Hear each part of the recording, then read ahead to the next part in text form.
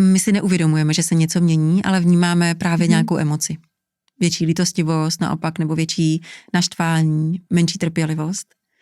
Takže bylo by skvělé, kdyby se to učilo na školách. Bylo by skvělé, kdyby jsme se učili, že v každé... Ve 40 přichází změna. Ano, přesně tak. A my se to jako učíme na té biologické úrovni, ale neuvědomujeme si, co to znamená vlastně v rámci toho prožitku. A tady se vrátím k té tvý otázce, jak to vlastně zvládnout. Uvědomit si něco se mnou děje. A aby jsme si to mohli uvědomit, tak si potřebujeme dovolit zastavit se a být vůči sobě citlivý. Nejenom vůči svýmu prožívání, ale taky vůči svýmu tělu. Tělo je moudrý a tělo je skvělý v tom, že nás tom dost vede. Akorát, že my ty jeho signály si vykládáme jako, že nás zrazuje.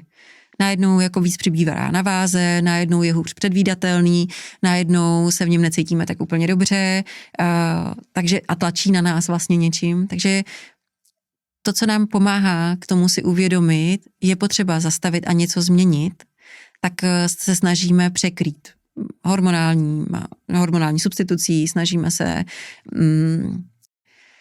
začít extrémně třeba cvičit, držet nějakou dietu, vzít si nějaký prášek a vlastně snažíme se tvářit, jako že se nic neděje. A to je ten jako mega průšvih, který je zatím celý.